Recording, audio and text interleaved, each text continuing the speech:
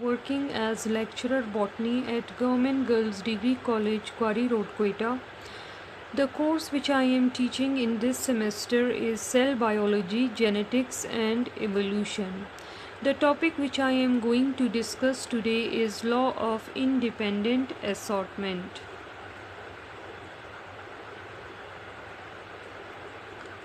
Now, what is law of independent assortment?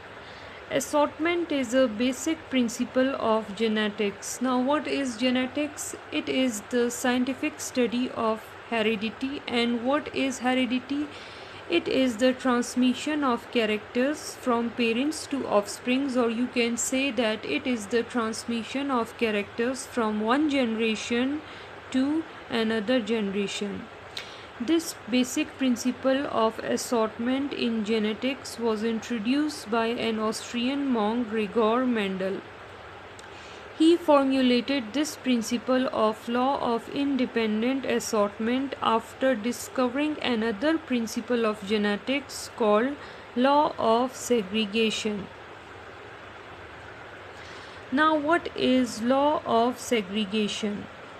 When two different alleles of a trait are brought together in an individual, they stay together, but at the time of gamete formation, they separate so that each gamete can have only one of the two alleles, not the both. This is called law of segregation. Segregation means setting apart. When Mendel crossed a pure tall plant with a pure dwarf plant in P1 generation known as parental generation, after meiosis, he got the following gametes. For pure tall plant, which had the alleles of two capital T's, had the gametes of one capital T and another capital T. For pure dwarf plant, which had two small t's, which are the alleles of the pure dwarf plant, got the gametes of one small t and another small t.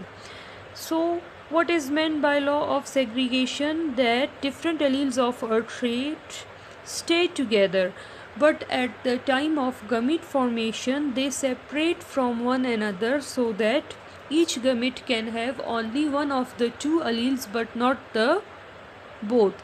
And it is obvious from the cross shown on the right side of the slide that the pure tall plant with the alleles of two capital T's had the gametes which had one capital T and another capital T, while the pure dwarf plant, which had the combination of alleles of two small t, had the gametes which had one small t in each of them.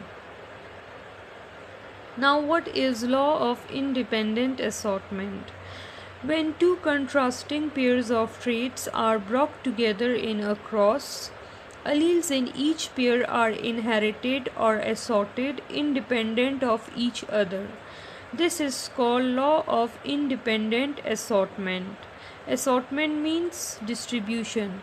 When Mendel crossed a round and yellow seed with a wrinkled and green seed in parental generation known as P1 generation, after meiosis, the following gametes were produced and all the offsprings of the F1 generation were round and yellow, which were heterozygous. So, what is meant by law of independent assortment? That when two contrasting pairs of traits are brought together in a cross, the alleles are distributed independent of each other. Mendel performed dihybrid crosses in plants that were true breeding for two traits. For example, a plant that had round seeds and yellow seed color was cross-pollinated with a plant that had wrinkled seeds and green seed color. In this cross, the traits for round seed shape had the alleles to capital R and yellow seed color had the alleles to capital Y are dominant. Wrinkled seed shape having the two alleles which were small r's and green seed color which had the two alleles which were too small y are recessive. The resulting offspring or F1 generation were all heterozygous for round seed shape and yellow seeds. This means that the dominant traits of round seed shape and yellow color completely mask the recessive traits in the F1 generation. The F2 generation, after observing the results of the dihybrid cross, Mendel allowed all the F1 plants to self-pollinate, and he referred to these offsprings as the F2 generation. Mendel noticed a 9:3:3:1 ratio in the phenotypes. 9 were yellow and round seeds, 3 were yellow and wrinkled seeds, 3 were green and round seeds, and 1 was green and wrinkled seed. From these experiments, Mendel formulated what is now known as Mendel's law of independent assortment.